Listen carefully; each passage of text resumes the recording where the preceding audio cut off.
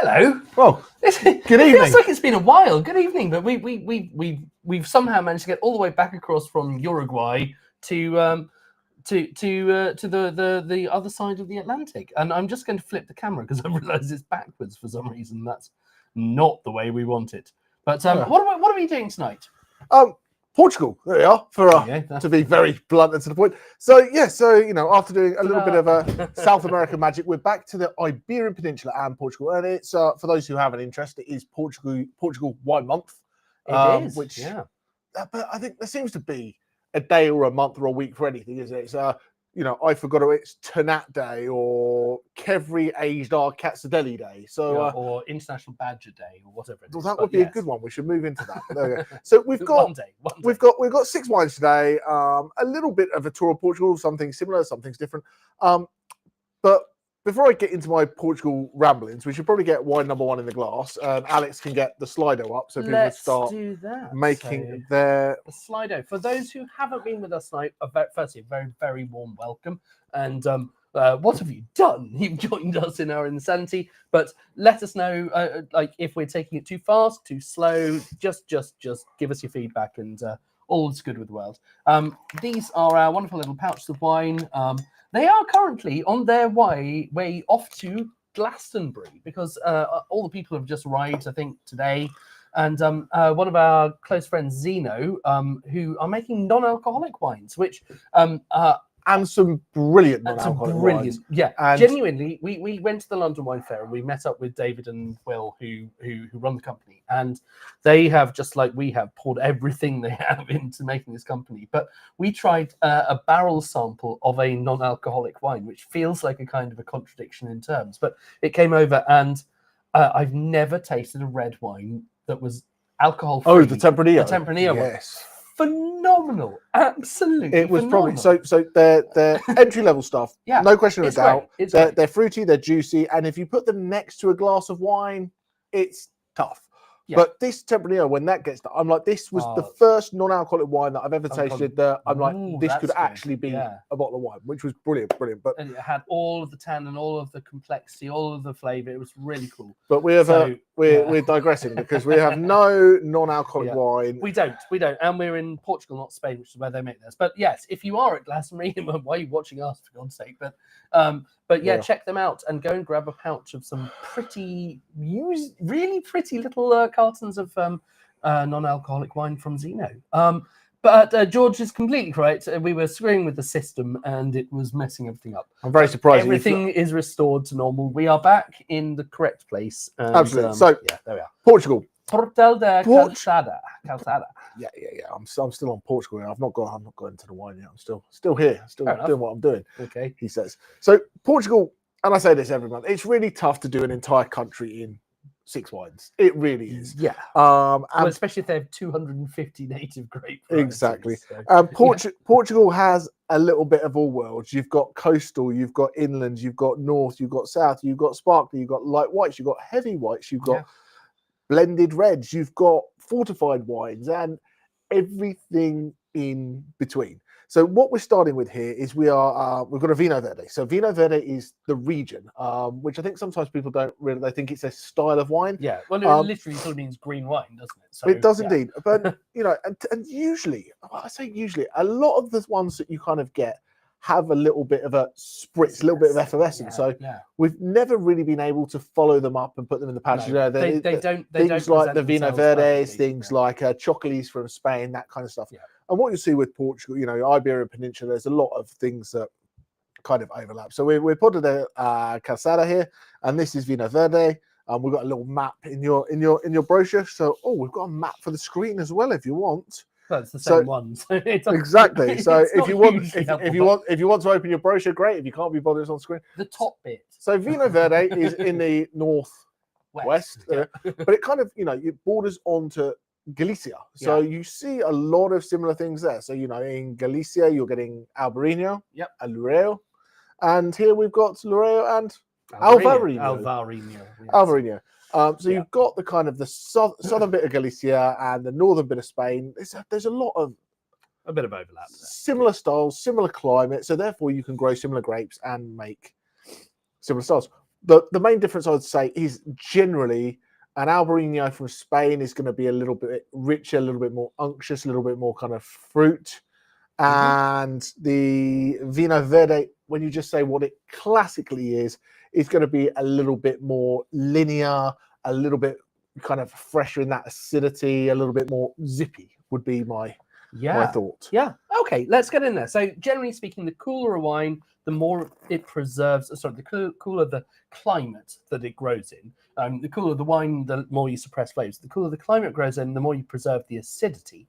And I think that's a really, really important element for making a wine that works well with food. And I think that's what people have fallen in love with Albariños and Alvarinhos. They are such good food wines. They've got that kind of lightness, freshness, almost the simplicity of Pinot Grigio, but a bit more acidity, a bit more something that goes with food especially like seafood. Yeah, absolutely. And I get the Pinot Grigio part because this isn't a complex wine. This hasn't got layers and layers that you want to write. And you look at the tasting notes. We've got some. Pear, it's all in there, but it's lemon, lime, pear, bit of minerality, bit of acidity. Zestiness of your sherbet dibdam sugar. But we're not talking about a complex white wine that we're talking about.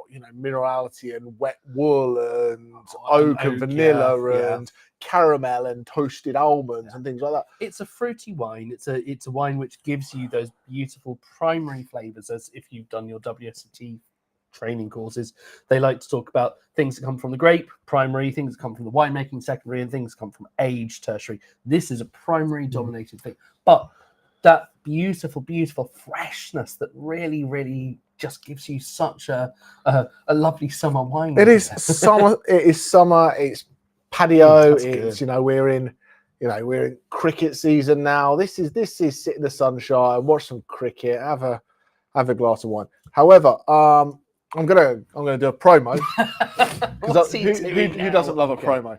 Okay. So this is because we can't do so the fizz.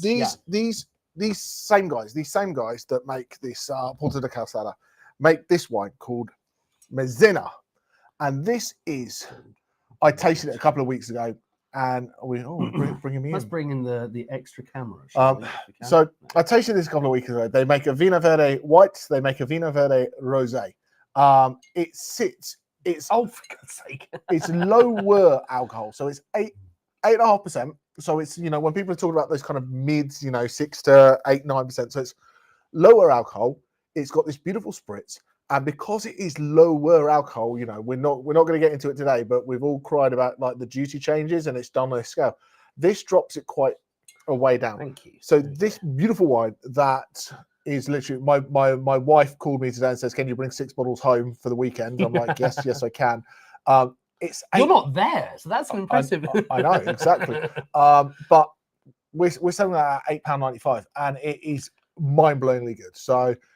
When you order, very cool. If you order whatever wine that you want for this evening, chuck yourself 6 bottles of this on, and this is your perfect. Have it in the fridge, grab it when the sun's out. I like the if you're doing Lisbon tiles that they've got on the front. And if you're doing midweek drinking that you don't want to be at 12, 13, 14%, and you want to have a couple of glasses or something a little bit lighter, this does a brilliant job. If you're not going to go no alcohol, that's kind of cool.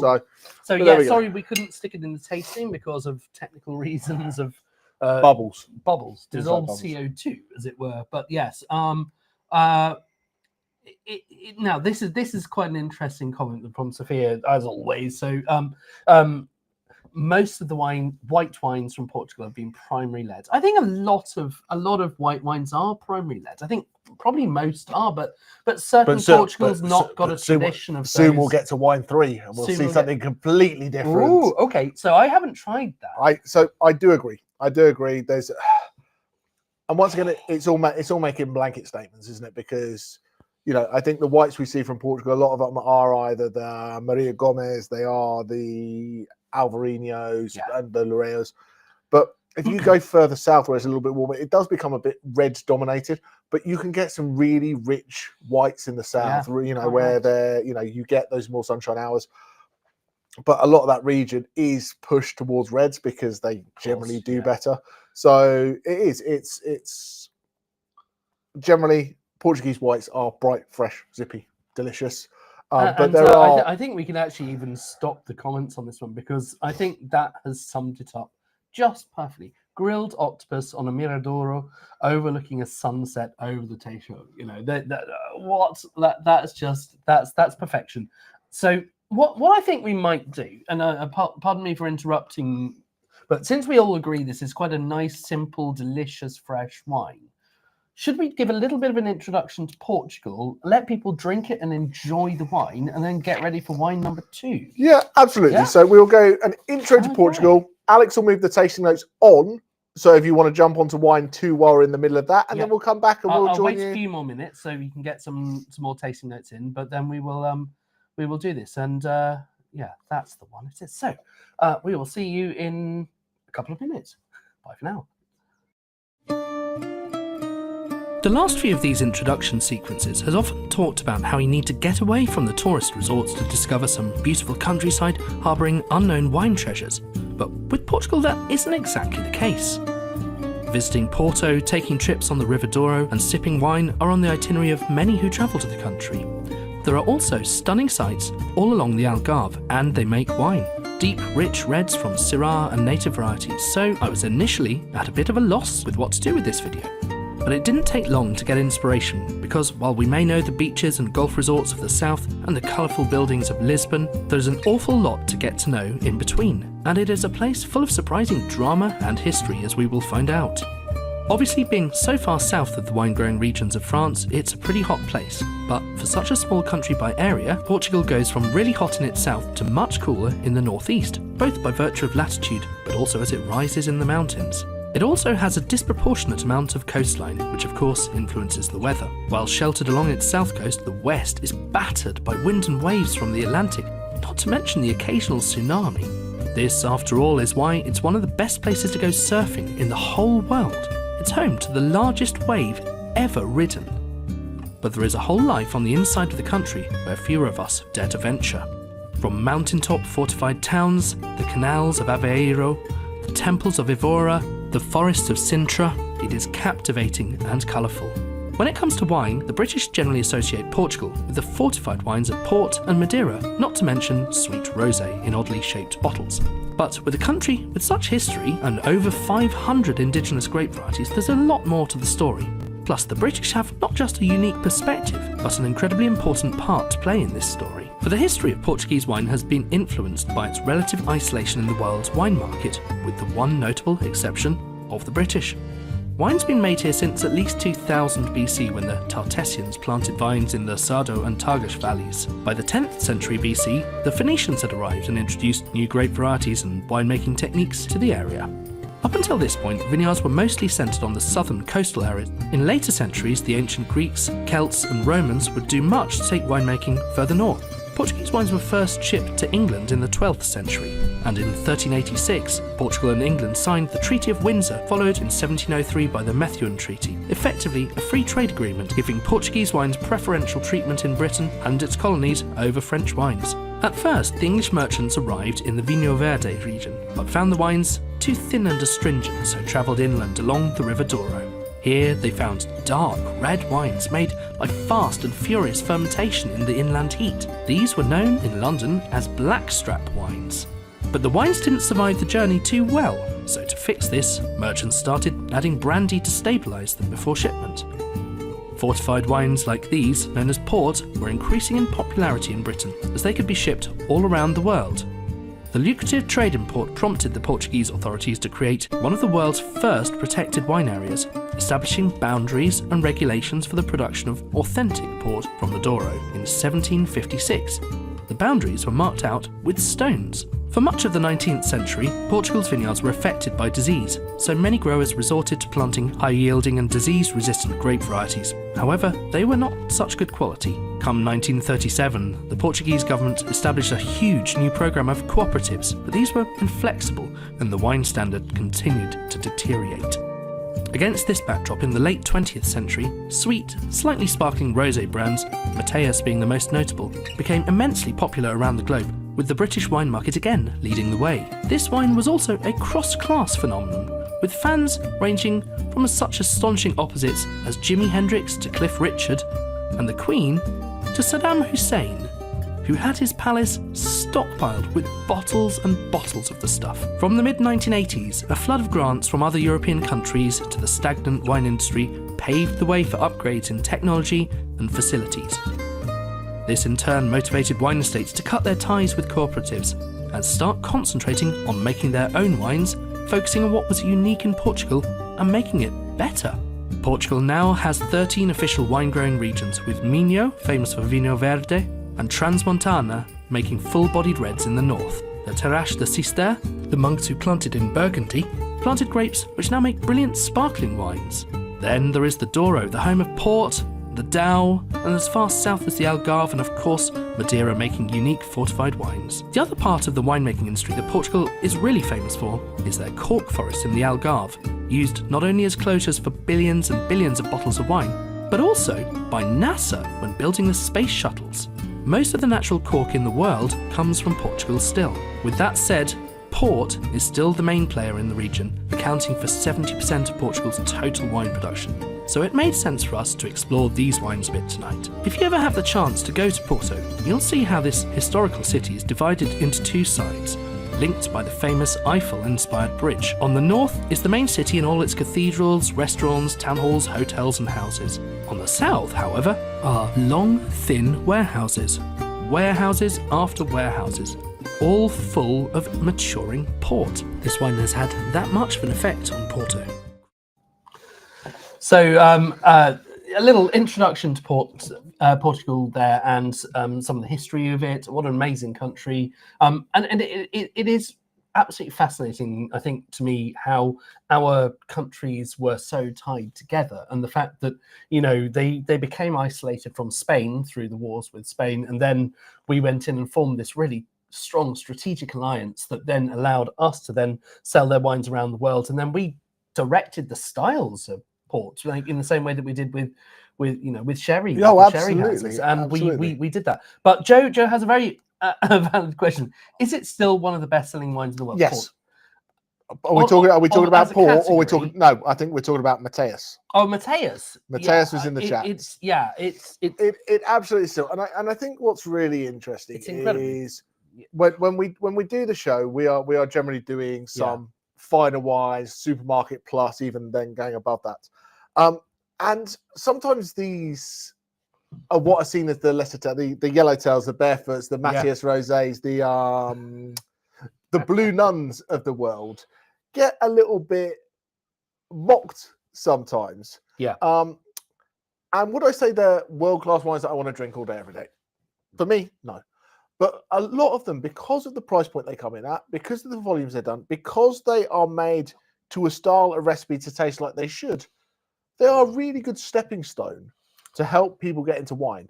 You know, when I was running a wine shop or when I was a sommelier, if someone comes in and goes, I like Barefoot Chardonnay, but I don't like their Pinot Gris, or I like their Merlot, but I don't like their Pinot Noir, it gives me a starting point to go, okay, we like tannin, we don't like that, we like oak, and it's those little steps. And I think we all go on a journey as well with our tastes. But I think we have that with everything. Some people are really into cars and go, well, I know the difference, and I want to know the difference between this Ferrari and that Ferrari. And some people go, you know what, it drives me around and it does the job. And that we've got to realize that those wines are just as important as the other ones. For the people who like a Honda Civic Type R, you know, the racy version of a everyday family car, they are phenomenally good cars. Absolutely. Is that car any less of a car than a Ferrari? Absolutely not. But George has had a wonderful time. Like Mateus in the sunshine. There's nothing I don't think not to like about it. Especially in that context of a holiday. It brings people into wine. It has an accessible style, and it united everyone, like we said, from the Queen to Saddam Hussein to Jimi Hendrix. So it can't have been that bad, can it? But is it necessarily everybody's taste now? If you're into the more complex wines, of course not, and that's fine because there's lots of them. But how much do they sell? So according to the cat, that's what we call ChatGPT.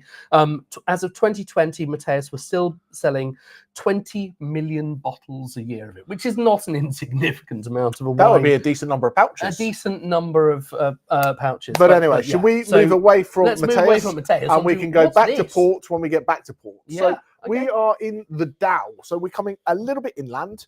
So a little bit warmer. So we're going to be a little bit richer, riper kind of styles. Need my map. Yeah, no diggity, no doubt. Thank you. Yeah, Oh, exactly. dear God. So Right. this is Portuguese, classic Portuguese winemaking at its finest. The gateway drug of wine. Oh my word! Brilliant, absolutely brilliant. Sorry to knock you off. I had to react. No, that's brilliant. So this is what we talk about Portugal and up and coming Portugal and new Portugal meets old Portugal, and it's kind of that field blend style. It's a little bit of all the stuff we've got. So in here we've got some indigenous Portuguese grapes. So we've got Encruzado, we've got some Malvasia, we've got some Pical, and we've got some Gouveia, which are all grown that you don't really see. You know, Malvasia you see in other places now a little bit in Spain. You see some in California. But the I've made some wine from it in Italy. Oh, was that Italian Malvasia? Italian Absolutely. But you don't really see massive amounts of it. Well, you know, Malvasia you see in other places, but the Encruzada, the Pical, and the Gouveia, maybe a little bit in Spain, but it's absolutely Portugal's grapes. But where you can see where we're going inland, and I can't see those little tasting notes, but I can tell we've gone inland, we've got a little bit warmer, so we're going to have lost some of the spritzy acidity, and we're going to be a little bit more complicated, a little bit more baked, a little bit more rich. Yep. And with the subtle oakiness, and I can tell that because I can just see there's lots of words in the tasting notes. Yeah, let's bring that up. So we've got nutty kind of flavors, which are generally things that come from a little bit of age or potentially from barrels as well. We've got those more ripe fruits that have that heat, like the pineapple, nectarine, and honey and peaches. I think someone put in the chat while we're still in the video, there was a little hint of oakiness. Yeah, and if you pick that out, you're a genius. About 40%, is it 40% or is it even less than that? Where's my numbers? 25% of it, 25% of the final blend goes into some old French oak just to bring it round, and the other 75% is kept in stainless steel. So you do get that little bit of richness that just brings it all round.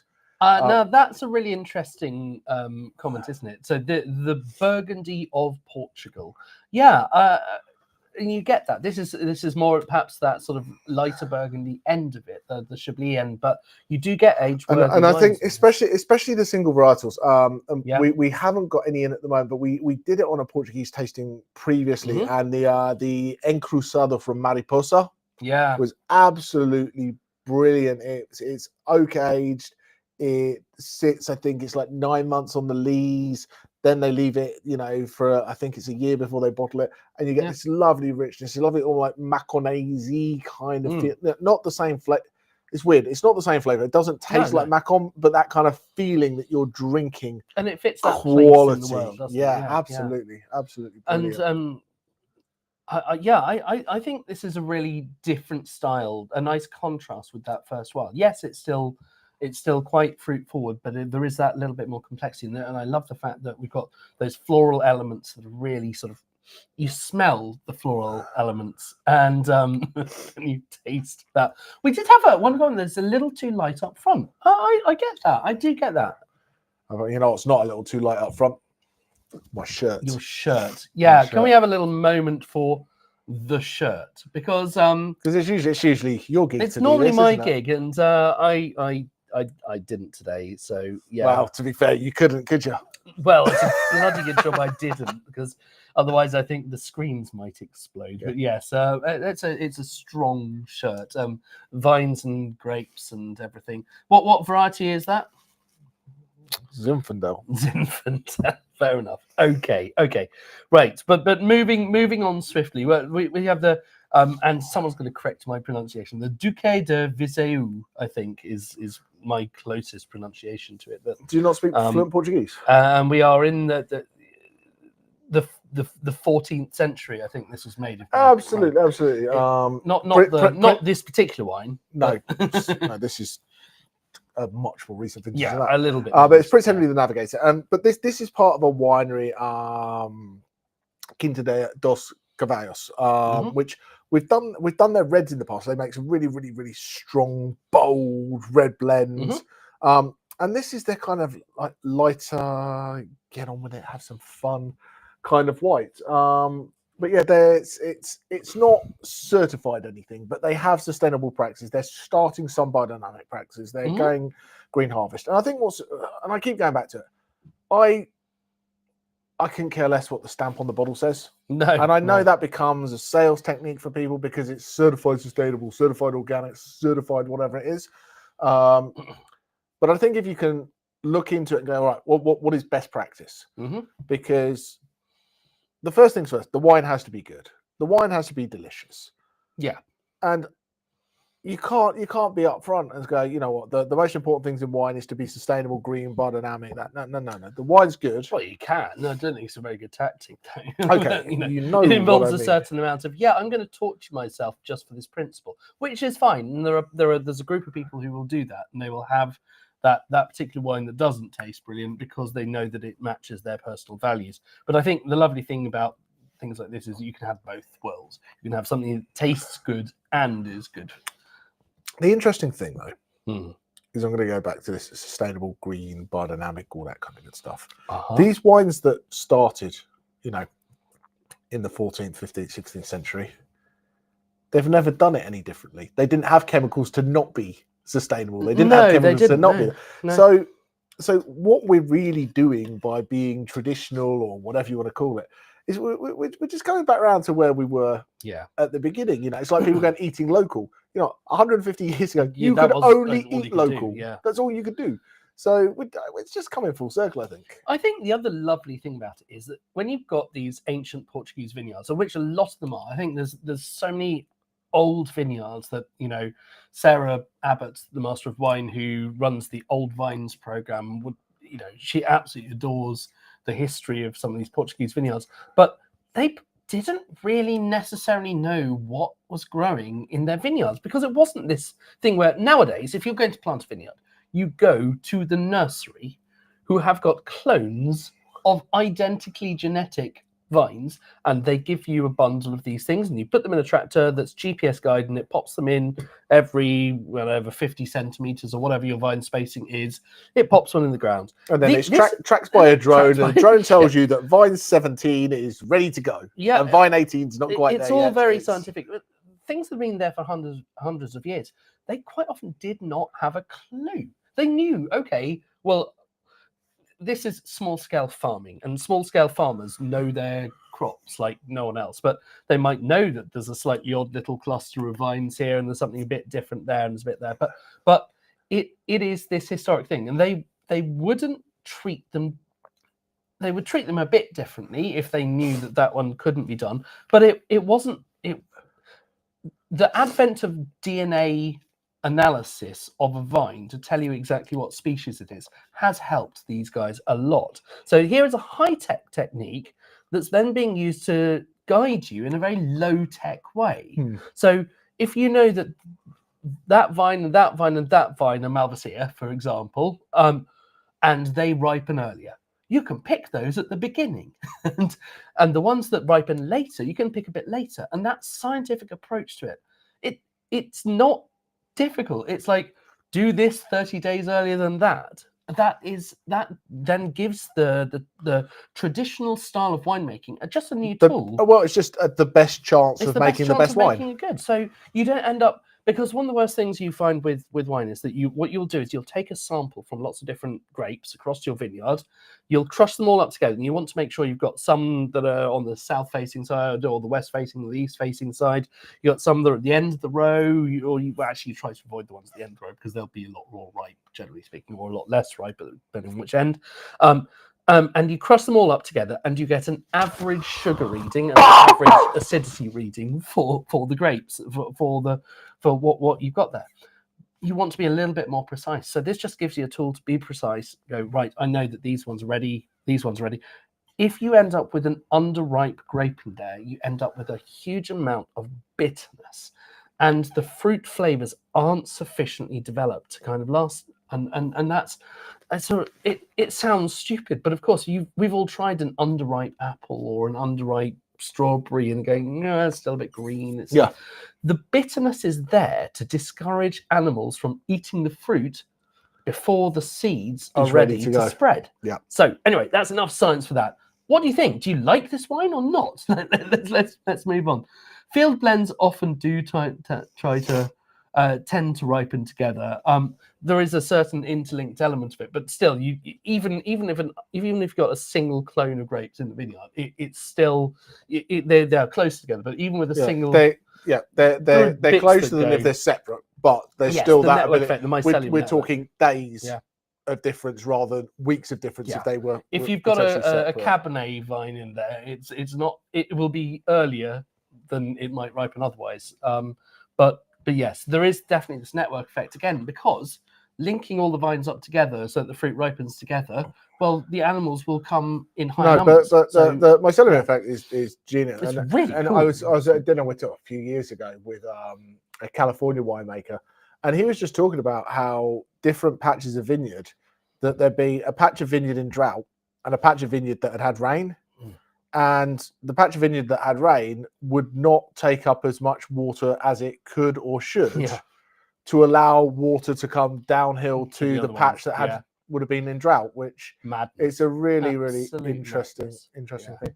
Anyway, should we move on to wine number 3? I just want to quickly take a note of this one. That having that one with an Eastern mess, it does have that fruit that can back it up, and the hint of lychee. There's just those really ripe fruits. When you do have it with a slightly sweeter food, though, it will slightly change your perception of the wine, won't it? The fruitiness will dissipate from the wine because you've got this fruitiness that your brain is thinking it's sweet, and then when you actually have something sweet, the fruity fruits will taste a little bit either more muted or maybe a little bit more sour. Yeah. Okay, let's pour the next one and just have another little geeky thing. Mechanical pickers can now just pick ripe grapes. I haven't seen that. That's very cool. Is that using sort of optical scanning to work out the ripeness of the grapes? Because you're generally harvesting it at vine at a time as you go along. It vibrates. You've got these kind of plastic fingers that shake the vine, and the grapes then drop off. You can obviously selectively sort them to get rid of things, but that's very wasteful if you were to harvest them and then get rid of anything that isn't right. So we can have a geeky chat about that some other time, Kathy. I like to hear about that. I'm going to move the tasting notes on now. I have no idea how you pronounce that. Fos de Aruthe. Social. Well, it's the Social. That's the main thing. So that's cool. Right. So this one. Where are we? Are you going to move the taste notes? I have. Okay. I had. It hasn't. He hasn't. You didn't press play. I thought I had. He's press play. He has now. I have now. Right. So we are in Balia. So we are. Here we go. Back to my map. We are here, but the Atlantico side. So we're kind of right in the middle of the country here. Yeah. Okay. This wine, I don't know why it's here. It's a barrel-aged Social from a region that became just kind of like it's Balia Atlantico wine of Portugal because it doesn't fit any of the criteria. But do we have the bottle? Well, we have the bottle. Where's the bottle? Here's a Let's have a look. So it is. This is the one I keep thinking is the so absolutely. So 15 hectares of land, 25-year-old vines, Social, barrel aged. And I was at London Wine Fair and I was talking to Dan, and I'm like, your brother? No, Mr. Wickham Wines. So I was talking to him about Portugal, and he's like, "Oh, I've got this. Taste this," and I'm like, "This is freaking weird, but spectacular." So it's barrel fermented as well. It's barrel fermented, Social. 12%. Absolutely. It has a guarantee on it, so it must be good. Oh, there we go. And it's got, coat of arms on it. So this, I just think it's done in new and used French oak. Oh my word. And it's Social. It's spelt with a C here. It can also be spelt with an S here, but it is not the same Social as you get in Madeira. So it's his own indigenous grape to the region that is not the Social that you think is Social. That for those who are in there going, oh, and a little bit white wine, that little Madeira thing there, it's not. It's different. They're so mean. So who comes up with these rules? Well, the Iberian Peninsula is full of synonyms, isn't it? There's a Yeah. million words for Tempranillo. You know, there's Albarino versus Albarino. There's Tinto Roriz, País, Tinto de Torre. But Cercia and Cercia, when they are the same, are actually different. So that's how we're going to work in the Iberian Peninsula, just to keep everybody on their toes. But Like vanilla. I think this wine is brilliant. It is of all the wines I tasted at the London Wine Fair, there are a lot of things like, I kind of like this, kind of like this, kind of like this. I could do something. Maybe we did this show, we could do something like this. This was the one wine that I'm like, how much have you got in stock? Can I get hold of it? When can you deliver it to me? And after that, I asked how much money it was. I was like, I'm going to get this in and I'll fit the other wines around what it. normally happens when he does that is that the wine then costs £1 million. So hopefully take. it's not that situation here, but often it is. And also, if you're using expensive oak barrels, it is not £1 million. It's not £1 million. Fantastic. That's good to know. Excellent. That's very cool. And if you were to blind taste that, would you say Portugal? So I've had, I'd say the closest thing that I've had to this was it is not from a part of the Portuguese Empire. By the way, that is the best tasting nut ever.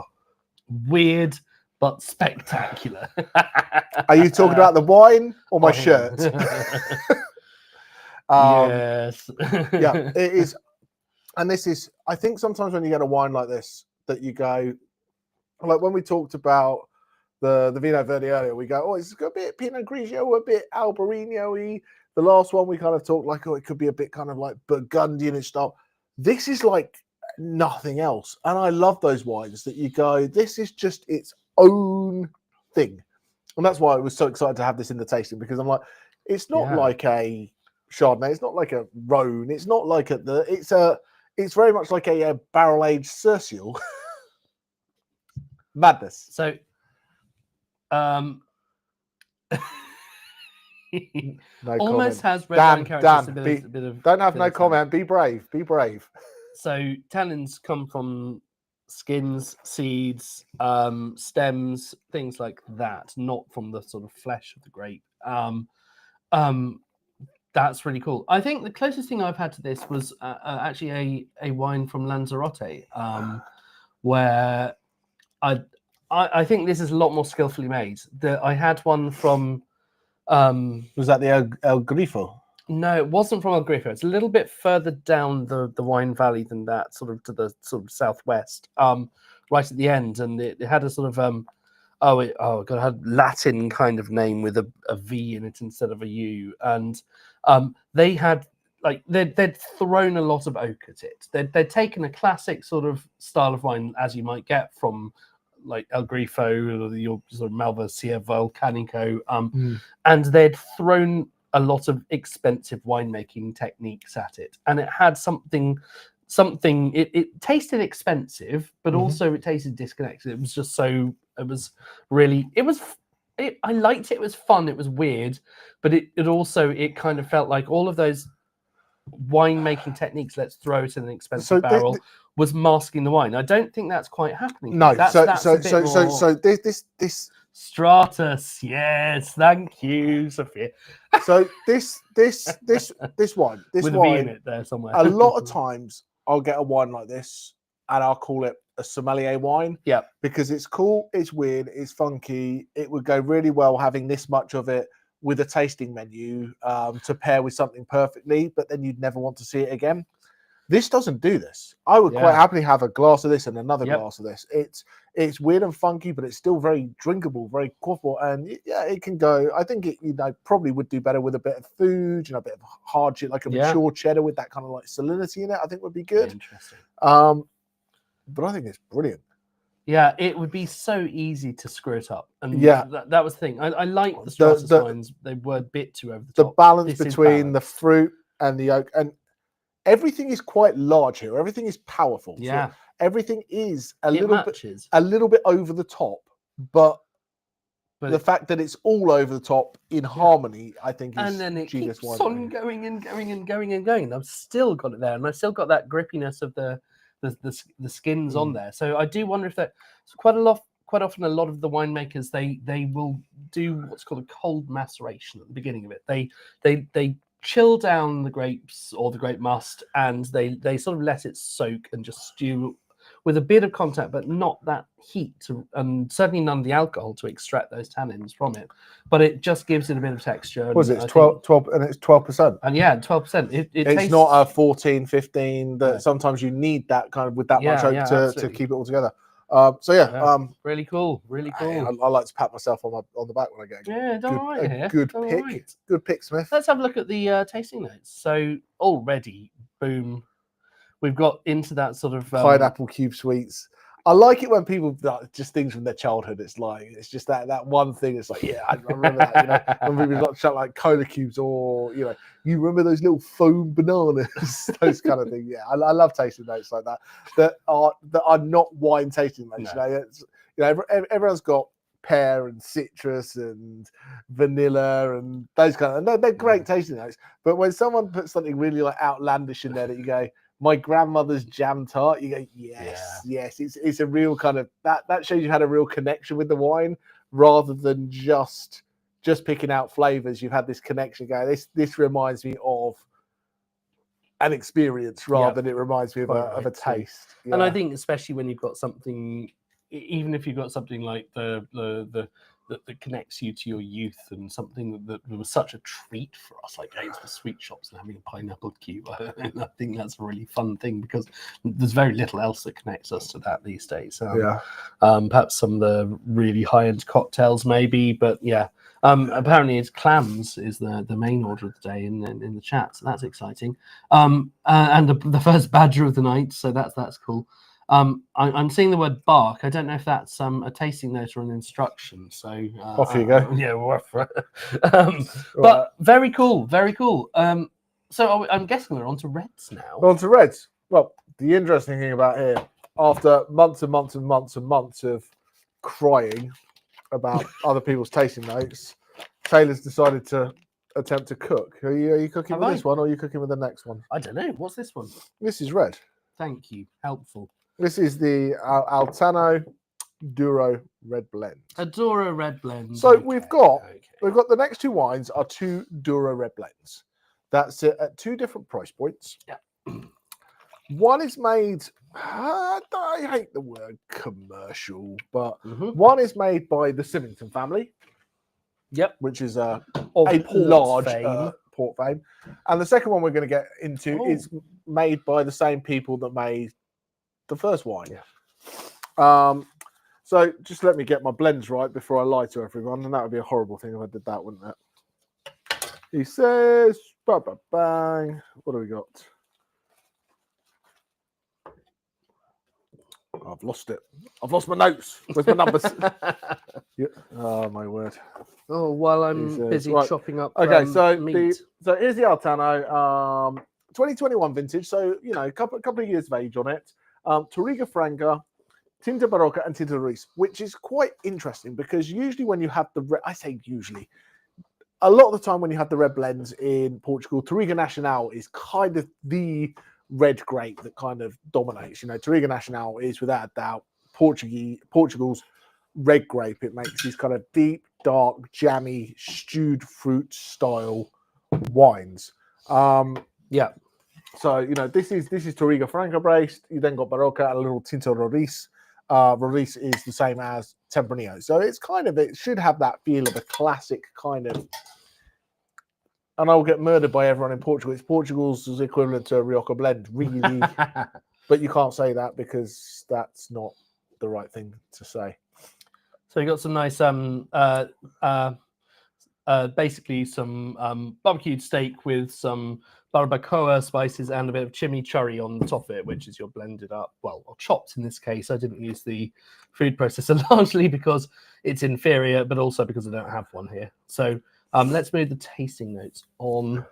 But I always think with Portuguese food, you've got those light, crisp things like your salt cods. I'm going to try this while you talk.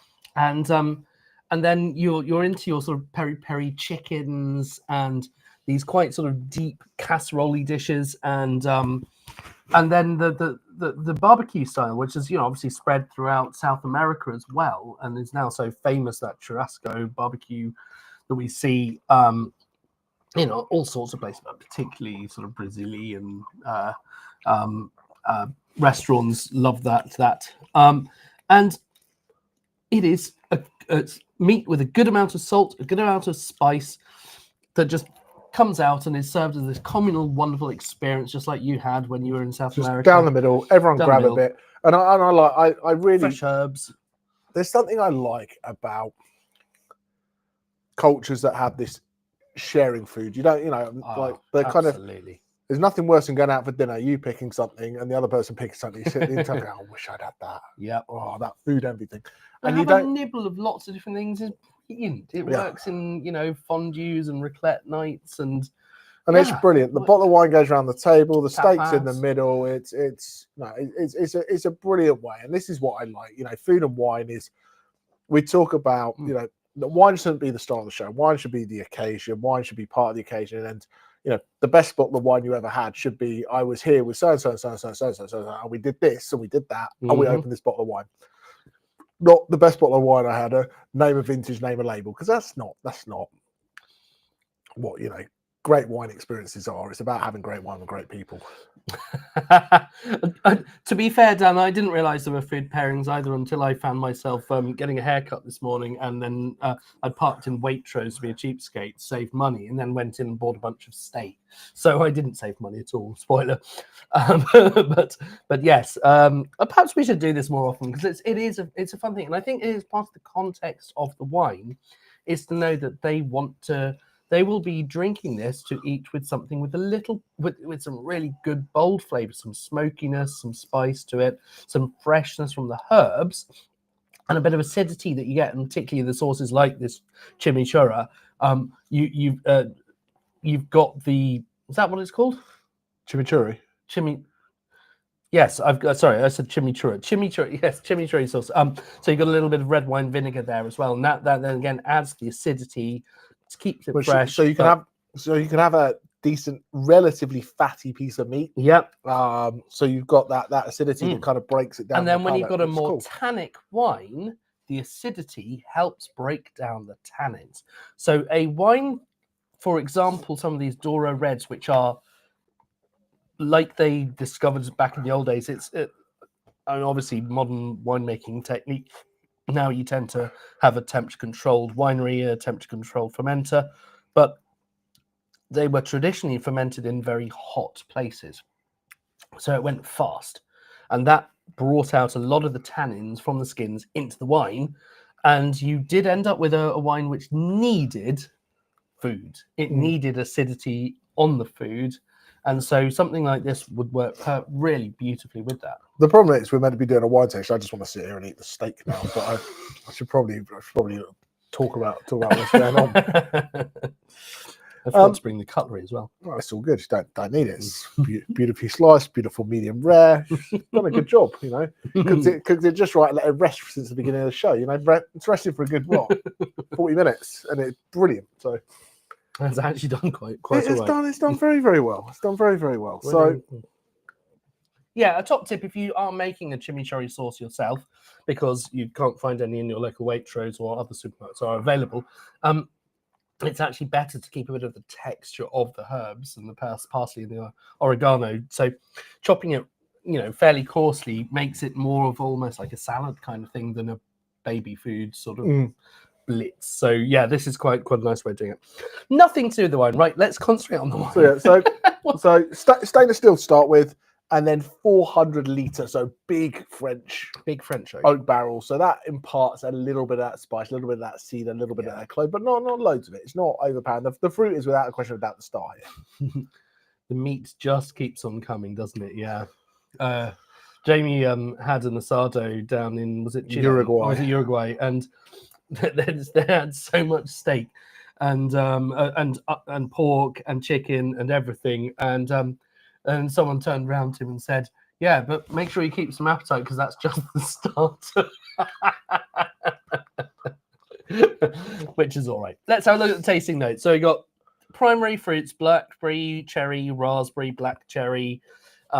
Yes, absolutely. But I do like the fact we've even got things like strawberry milkshake, which is kind of red fruit and a bit of lactic thing. But it shows how these wines can develop over time. This isn't old, but it's 2021, so it's 4 years. Yeah. It's and you talk about easy drinking wines, they don't last 4 years. So this has got something to it. some structure about it. It's still very, very fruit forward. It still feels very ripe. It still feels very young. But you're starting to get those little bit. But you've got to search for them. You've got to search for the graphite. You've got to search for the kind of the forest floor. It's there, but it's not that. It's not that kind of standout flavour that if you're getting something from Bordeaux or maybe even Rioja that's 4, 5, 6 years old, you're starting to get either a lot more of those dusty notes, or if it's Spain, it's been in so much oak that you've lost the fruit and it's all vanilla because it's waiting to come back round again. True. So I think it is. I think this is a brilliant style that offers, once again, I think Portugal offers some really good value for money across the board because it's made with, A, it's up and coming. B, outside of port, a lot of it is just ignored. And the brand names for the regions aren't so well known. The names of the grapes are certainly not as well known, if you can even pronounce them. Some of them, and and port is the number one brand. And people go, Portugal, what do you do? Port, or Mateus, and there's so much. I think obviously the Vinho Verde is starting to come up a bit in the world, and places like Alentejo are obviously becoming better known. And we go there on holiday, so I think there is getting an increasing knowledge. So I've got some. Brian, hello. How's it going? Fantastic. Right, off to Portugal, East Algarve next week. Do you know what? I'm going to drop you. I'll drop you a note. That is so lovely to see you. How fantastic. Been a while.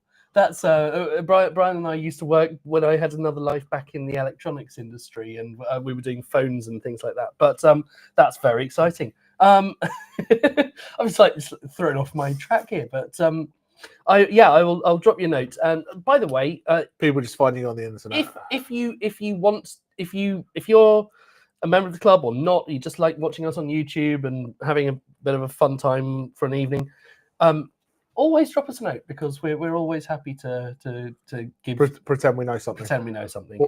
Or if we don't know something, we know someone who knows something, and we'll put you in touch with that person who knows something. For example, Ray O'Connor, Master of Wine, plug, who is the former director of wines at Naked Wines. He is going to be presenting the show next week with us.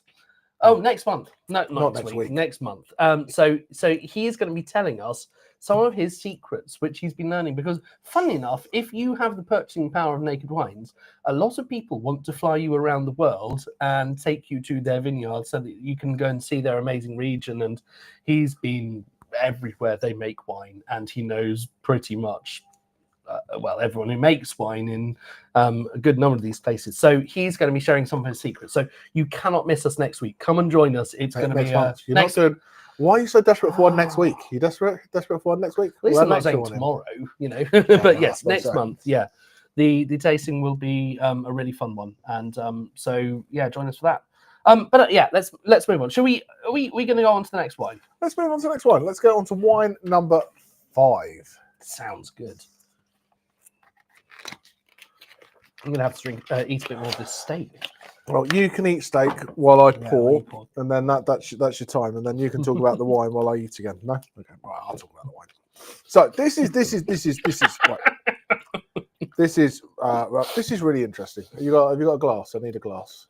I can't pour unless we're doing a. Brian, another way of saying is that I know as little about wine as I did about telecoms, so that's another thing. Right, so we're staying in Douro, and this is Douris Selection. So this is an UNESCO site, pretty place. Oh, nice. So it's family-owned winery. This is from Caseta. So same people since 1917 they've been making wine. This is their Douro project, 2020 vintage. So we're a year older than the previous one. The difference is in 2020 the vintage was much shorter. It only lasted about 4 weeks. It was in and out. In 2021 they got a little bit longer. They got about 7.5, nearly 8 weeks to get the grapes off. So there was that slightly longer growing season. So you would think it'd be a little bit riper, a little bit richer. This might be a little bit more earthy, a little bit more steer style.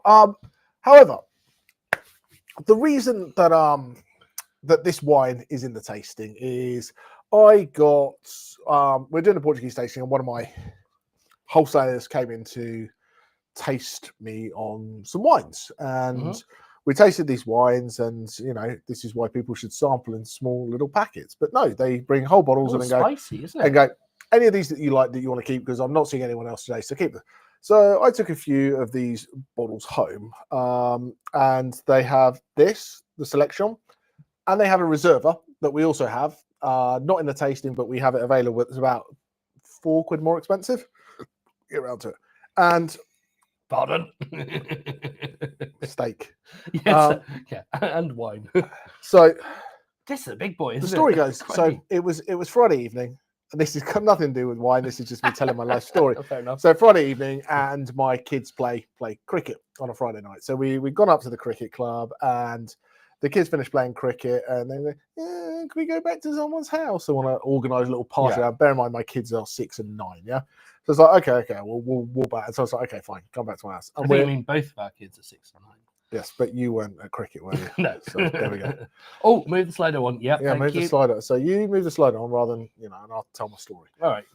So we're wondering about, and it's like, and they turned around and said, we're just going to pop into the supermarket and get a bottle of wine.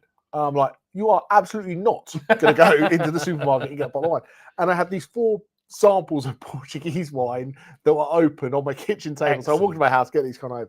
So we somehow decided we should make sure we drank all 4 bottles of these Portuguese wines. But been there. we had this one and the Reserva.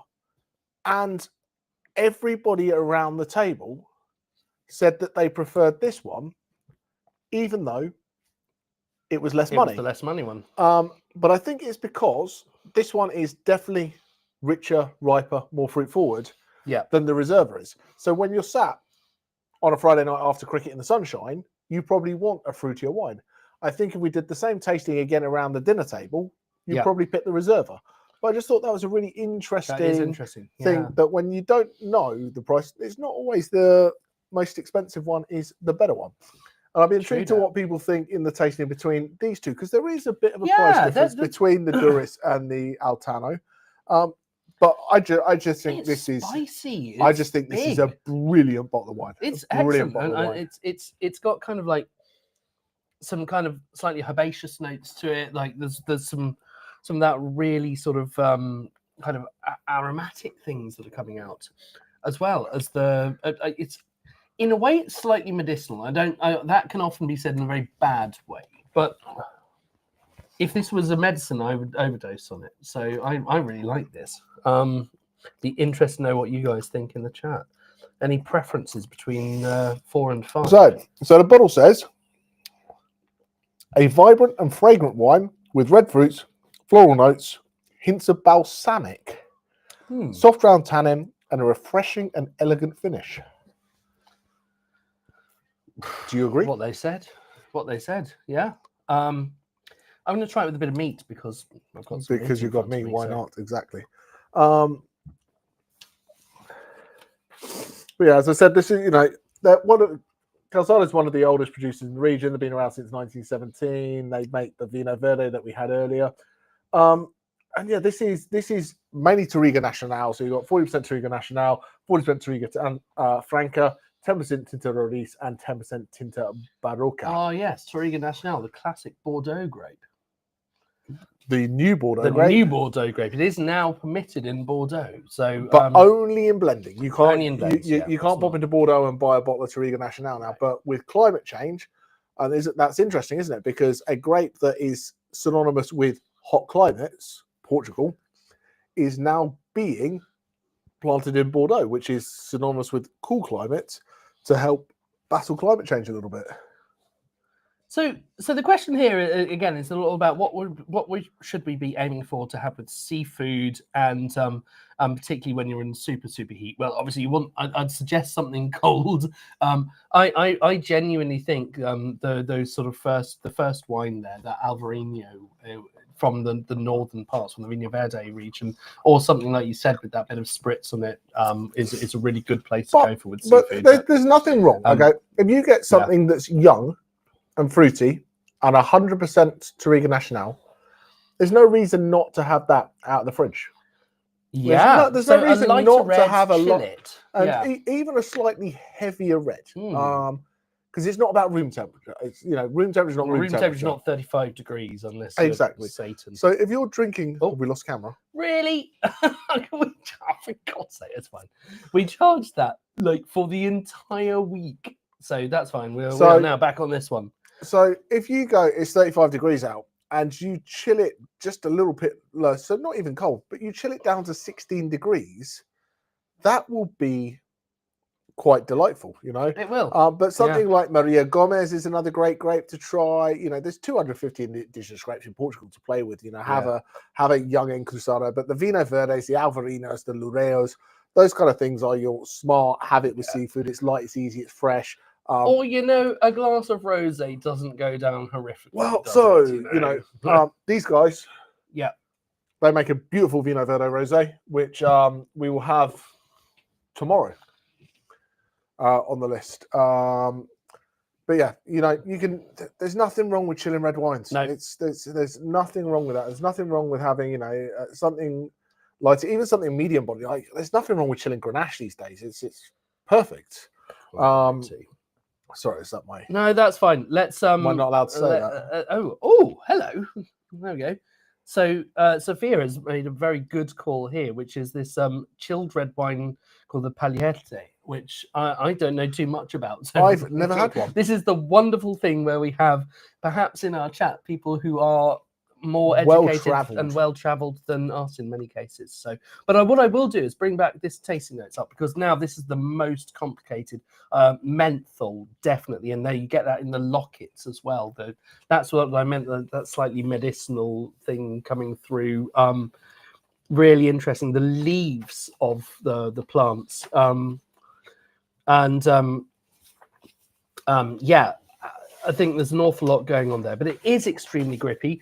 So what I recommend is you get yourself some skirt steak.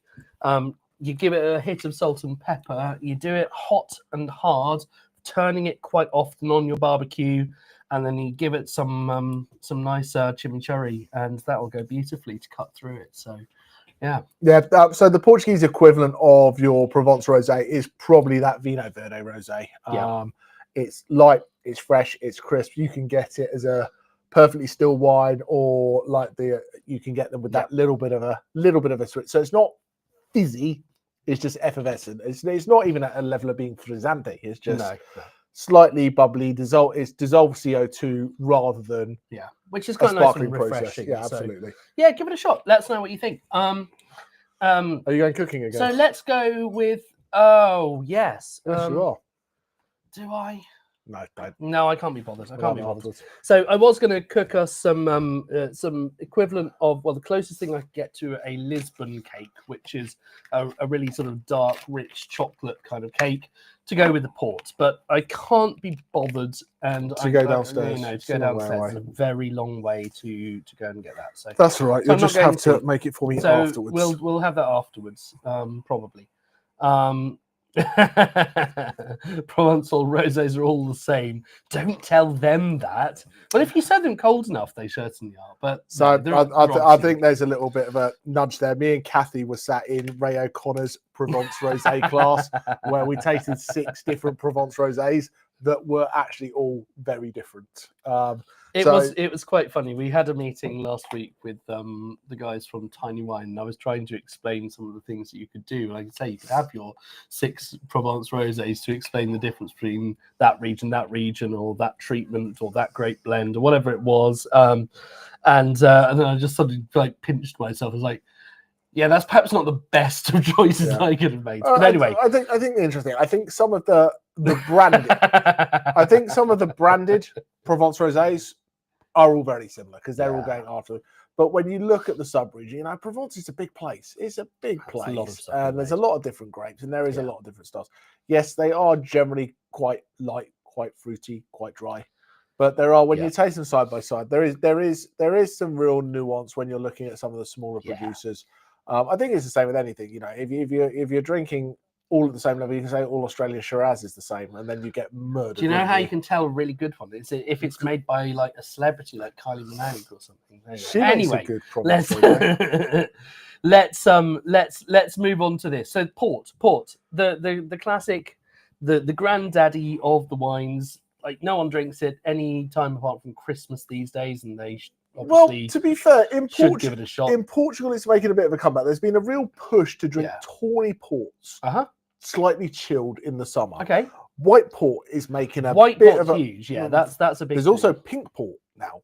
So you've got white port, you've got pink port, which you can be done canned wine chilled in the summer, or done as a spritz, or done as a cocktail. So I think that's kind of bringing it along. I think white port and tonic is absolutely delicious. I really, really do.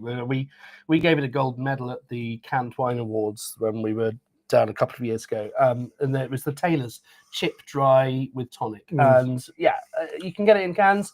So convenient. It's lovely. It's great.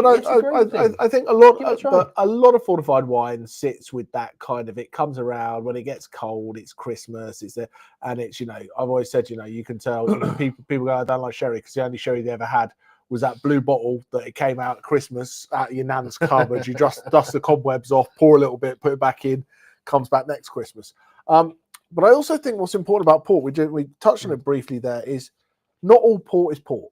We've got white port, we've got rosé, we've got what we've got in the glass, we've got a ruby port, which is this young, fresh style. You've got the LBV, which is the aged ruby port, but still that big, fresh, jammy style. Then we go to tawny ports, where you end up, that oxidative style with the that's the ones that you get the there's the a lot year of marks on the variety 10, 20, 30, 40. You've then got vintage port, which is when the best of the best is declared that this is the year to make a port, and they stamp the year on it. Then you've got the crusted port that have got lumps in, and so there's lots of cool things you can have with port, and I think that's definitely that's important. So some of you may know that I went to a certain university in the Fenlands, which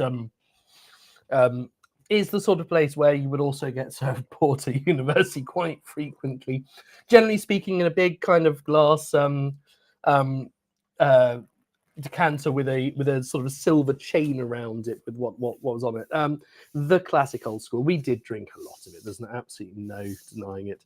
I'm glad to see that Lisbon has port cocktails too. That is very cool. Some people are more restrained when it comes to drinking port at universities. So a 10-year-old white port? No, that would be new to me. That would be very new to me. You can only drink port if you pass it to the left. Now I feel like we're getting into kind of sort of okay, all right. My goodness me, this is great. The comments coming thick and fast. I'm going to focus on this. Right, okay. So this is a producer I don't know much about, Smith Woodhouse. Is it one of the Symington brands or? So this is Symington wine. Yes, it is. Okay, all right. But doesn't matter because there's a lot of things in the wine world about ownership versus control versus winemaking. Yeah, and they become webbed feet. Well, you worked there for a few years in Cambridge, didn't you, Brian? It's got nothing to do with the wine tasting. No. You and your mate Brian should have a chat afterwards. We'll do that. Yep. Yeah, absolutely.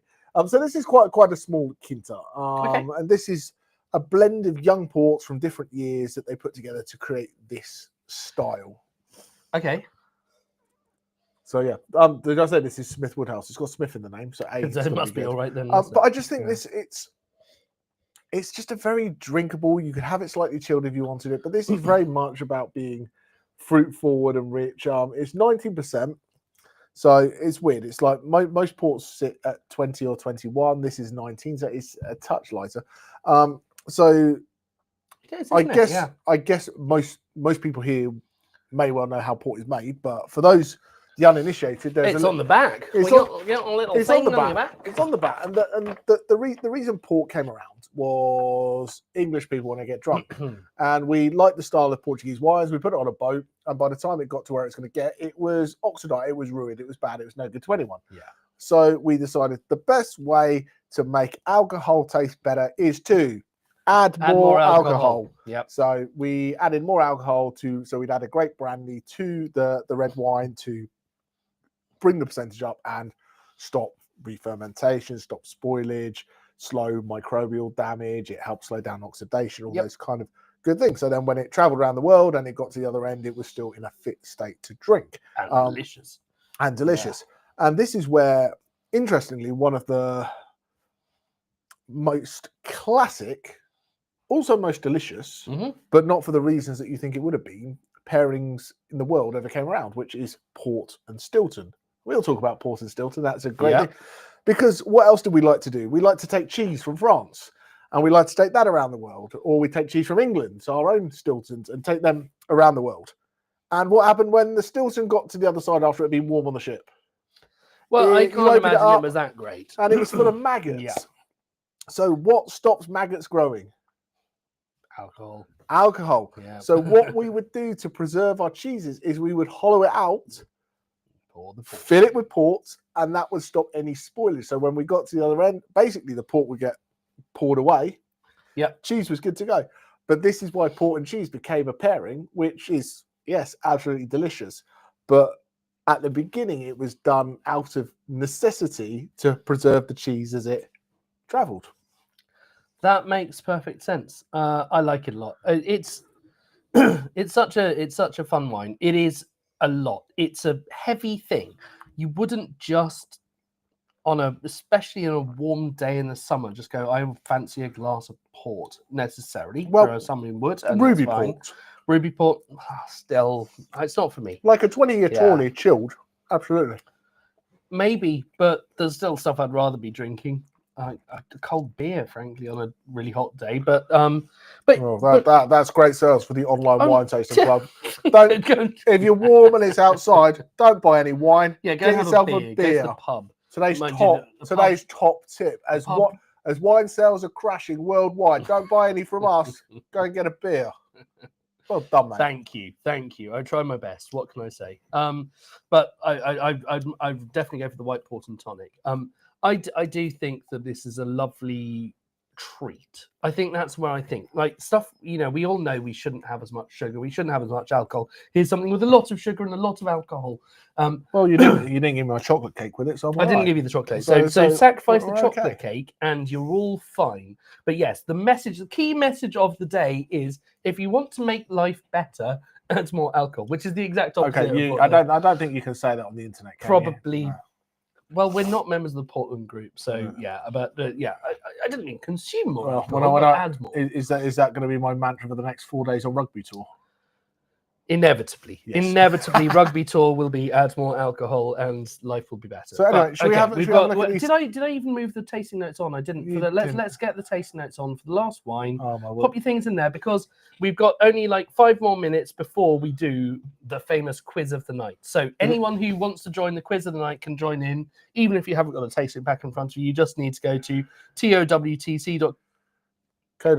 Hang on. I don't know if I did that. Oh, you just need to scan the QR code. Scan the QR code. Bring that up big so people can scan the QR code. Yeah. Scan the QR code now. You can go to slido.com. Your mobile phone at slido.com and then the code 349652. That's 349652. So support. There we go. And that is the tasting notes done. Yeah. Brilliant. Exactly. Bravo. Port. It tastes of port. Happy days.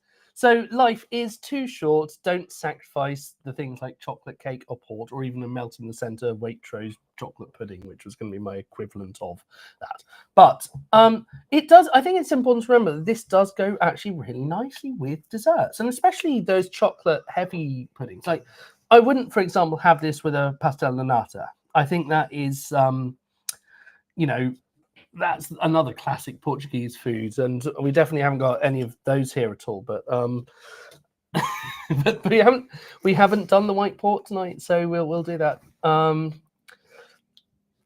Don't sacrifice the port or the cake. In terms of the different styles of port, I think we have done an introduction to port video at some point. It's probably somewhere up on our YouTube channel, so go and have a look through if you're desperate to know a bit more about it. And Brian has actually a very good recommendation here, the Bar 1790 in London, which is all Portuguese food and has a cellar that runs down to the old port barrel run right to the Thames. That's cool. Okay, I haven't heard of that one. I like that idea. I really like that. Thank you, Brian. We shall have to do that next time we're in the city. That is the something. next We time. should So do yeah, that. if you want to come in and join us, definitely.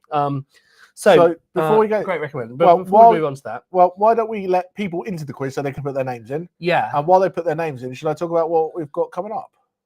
Okay. Well, I tell you what. Let's do it the other way around because we're still getting in those things.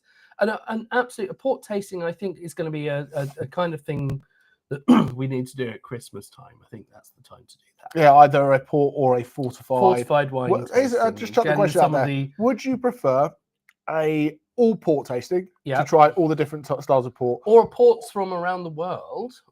Like, as in port so you mean a port style tasting? Yeah, as in Kathy's one from Australia, or Quaddies. Quaddies, starboard. Or would you like to do a fortified with some Masala, some Madeira, and just kind of like sweet stickies, Rutherglen Muscat, those kind of things. Yeah. So let me know what you think. We can't, with us doing 12 a year, it's kind of tough to get things in. But you know, we might just create a port pack for Christmas that's not a live show, and people can just buy it as gifts and have fun with that. Chocolate eating badgers. Brilliant. I like that idea. So we've got a badger with chocolate there on the tasting note. So all is good with the world. All right. Okay. I'm going to move it on. Let's get on to the quiz. Right. So we have 10 questions for you. They've got to get in first, though. So I'm going to let you all join. Again, here is the QR code so that you can scan it with your phone and join. Anyone who wants to join in, it's questions about varying degree about Portugal and Portuguese wine and wine culture and all that sort of stuff. So you get points for being right. You get points for speed.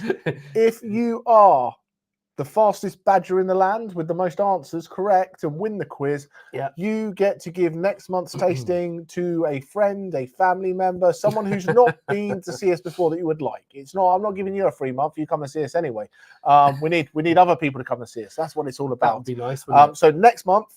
And we've got probably, we'll give people 30 seconds while I do the quick run through. Yeah. Next month, we are doing, it is our 100th live show. Believe it or not, 100. We'll have done 100 of these things.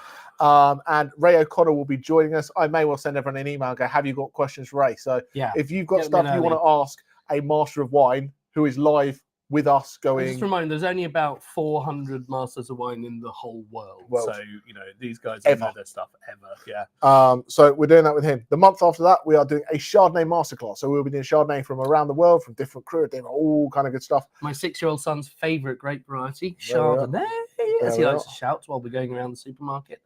And then the month after that, it will be announced exactly what it is. But we are doing a single South African producer tasting 6 wines from the same producer, a lot of small batch stuff. Yeah, we don't tend to do this, and this isn't an advert. And this one is cool. This one is there's no problem. We have enough wine for all our club members for this. Yeah, but they've got a very, very special wine that is limited that we won't have huge amounts of. So if you're joining us ad hoc, make sure you get an order in for that when that comes. Get your tasting kit in. Make sure you are on our email list, because if you're on an email list, you will hear about it before anyone else.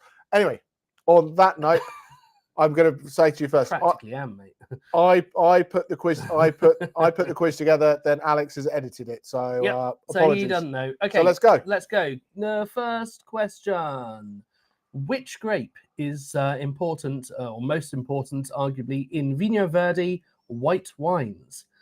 Is it Alvarinho? Is it Trincadeira? Is it Baga? Is it Tinta Roriz? Or is it whatever is on Jamie's shirt? Port. The time is running out, but speed is of the essence, people. And let's see. We've got a good number of answers in. Let's click the next button and see who is doing well. The answer is Alvarinho. 100% of people got right. Well done, 100% of people. Sophia, just in the lead, but only just from Harry. Very good, very good. So next question. The Douro Valley is famous primarily for producing which style of wine? Port, Vinho Verde, sparkling wine, or rosé? Looks like they've been paying attention this month. I love you, especially today, especially this way, as was sung by, I don't know, somebody. Like Jeremy Clarkson or something. Something like that. Yep. So Vino Verde, port, sparkling wine, or rosé. Your time is up. 91% of people getting port as their answer. They are correct. Sophia remains in the lead. Julia now just behind. Andre, it's very, very tight at the top. You sound like you should have been commentating at Ascot. It's good, but it's not the right one. Right. What is the traditional Portuguese dish that pairs wonderfully with aged red wines like toast from Alentejo? Is it porco preto, caldo verde, bacalhau abras, or is it francesinha? Apologies to anybody Portuguese. I don't know what the answer to this is. And that's not how you pronounce any of those things, probably. So, yeah, I don't know. How exciting. The time is up. We're going to reveal the answer. It was pork. It's the black pig. The black pig. How about black that? pig for the Alentejo. Nice. All right, what does that do for the world? Oh, well, that shakes things up a bit. B is in the lead. I don't know who B is. It's not my son, Benjamin, is it? I don't know. He doesn't get a free wine tasting. He certainly doesn't get a free wine tasting, but he could join using the QR code. Next question. Which Portuguese island is the home of the fortified wine known as Madeira? Is it the Azores Islands? Is it Madeira?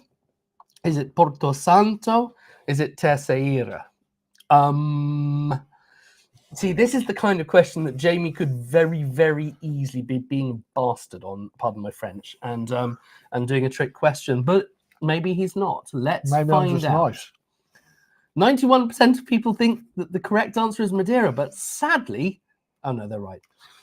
It's Madeira. It's Madeira. Have a Madeira. Kathy has jumped into the lead. Wow, by it's a all second. so tight. There's 2 seconds at the top. Nothing between it. Next question coming up. Portugal has over 250 native grape varieties, but which of the following is not from Portugal? Arinto, Sangiovese, that kind of gives something away, Encruzado, or Castelao?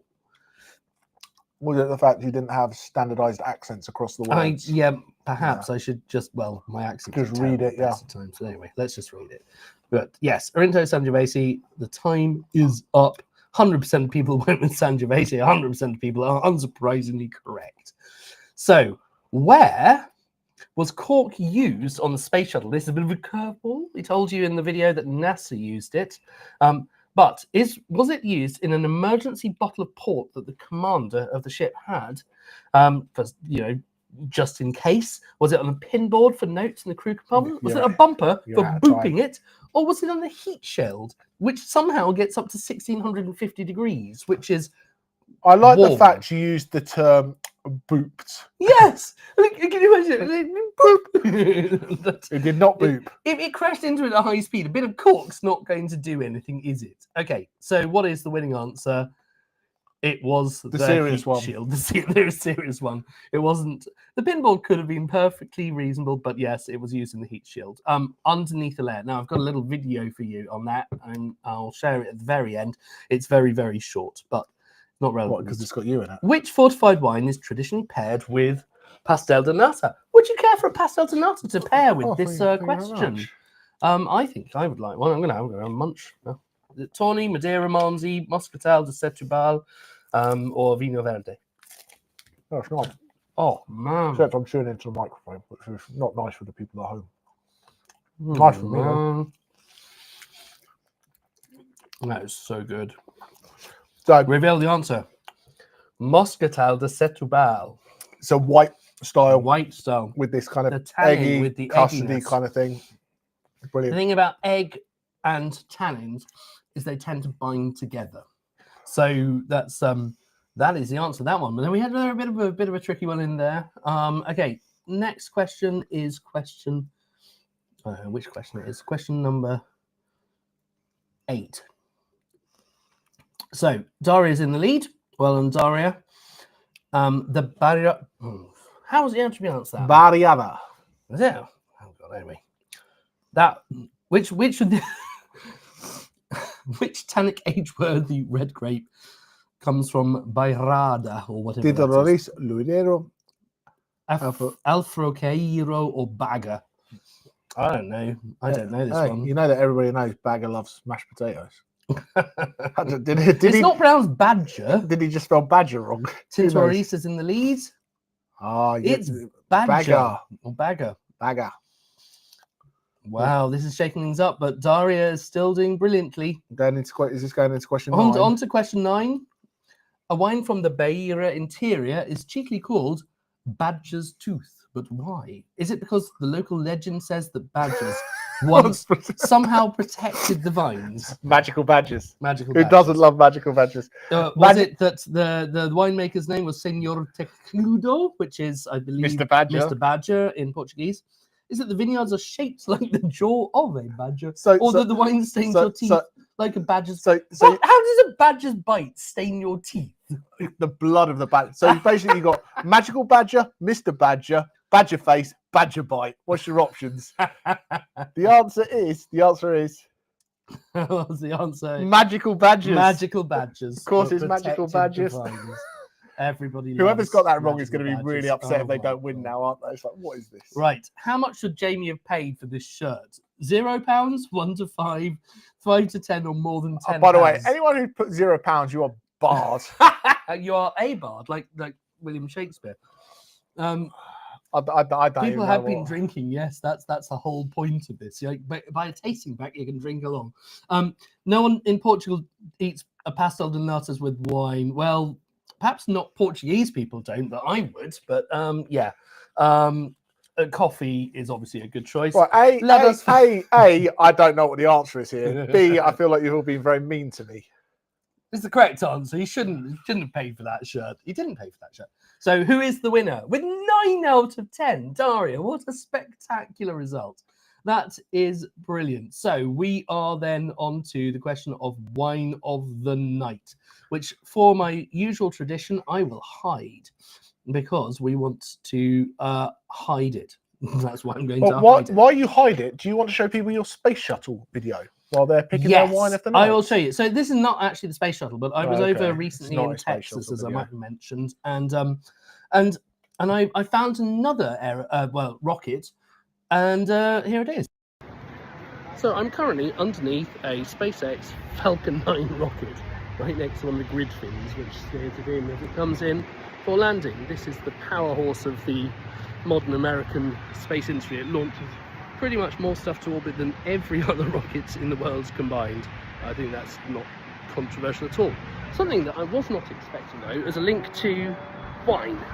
Because, well, you may have heard that the old space shuttles used cork in them, but it appears, when we look super, super close at that, there's a layer of cork. On that, it's a squishy, squishy rocket.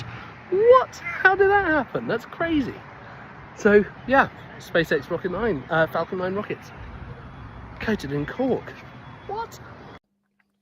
I genuinely, I had absolutely no idea, and I had this, I did a bit of Googling to see if anyone else had seemed to notice this, and they hadn't, so it's a secret. I'm sorry if I've just broken some kind of national space agency secret, but it's on public display, and people have picked this cork off this rocket, so quite clearly it's there to, those big fins, that what they do is they twist to steer the rocket as it comes down to land on a barge, to be reused again and launched again, and that then keeps those fins cool so that they don't overheat and warp as they are traveling at hypersonic speeds. And yeah, cork. It's natural material which somehow is resilient enough to not just survive 1600 degrees, or maybe a bit less on that particular one's case, and then be reused again. So let's have a look. What is the wine of the night? Oh, it's tight. I like it when it's tight. Stop. The wine of the night, it's very, very close between the Cercial, which I think is a good call, and the Duro Tinto from Altano. So that's wine 4 and wine 3. So we had a strong middle bit, but everything did really well, and that's really cool. Pop the prices up to see if it changes anyone's mind. That sounds good. Should we have a Falcon 9 shaped cork bottled wine? Definitely. R in Portuguese is pronounced somewhere between the H and the guttural R. Thank you, Daria. That is, it's a complicated language to pronounce, isn't it? So, my apologies. But let's get the prices up. here we are. So starting at some, you know, a nice, we've got that incredibly great value wine, the Duque de Viseu, brilliant, 10 quid basically. And nothing hideously expensive here, but the Social at £22. But compare that to a Burgundy. But I also think, you know, it's rare, it's different. It's and cool. I think if you want a cool bottle of wine Yeah. to have at a dinner party that no one else is going to have, doesn't matter how much it is. You can tell it was 100 quid because no one else would know. I think that's kind of cool. But yeah, as I said, you know, on top of that, you know, for that everyday drinking, Casada do make the Mazzena Vino Verdes in a white, in a rosé, £8.95, 8.5% alcohol for that lighter, more mindful midweek drinking kind of thing. So yeah, lots of fun stuff. Yeah, guys, it's been a huge amount of fun, and I've had a few sherries before I went to Cape Canaveral. Yeah, that's pretty accurate. I'd been in on the island of Galveston, and we were traveling up to get on the plane to go home. And yeah, to be honest, the island of Galveston, you will need to have a few sherries to survive it. I will tell you that. But it's been a huge amount of fun. Thank you all so much for a really wonderful night. I hope you've had as much fun as we have, and I hope you go and try out some Portuguese wines. We've got some great things up on the website, and as always, we have free shipping for anyone who buys over 60 quid's worth, which is getting harder and harder to justify, but we're going to keep it up for as long as possible. And we're going to be launching something a little bit different that we teased like last year. But it's all coming together now. It's coming together now. So anyway, we will say a adios. Wonderful adios. Thank you so much, and see you next time for our 100th tasting with the Master of Wine. With the Master of Wine. Real wine stuff. Happy days. Take care. Good night.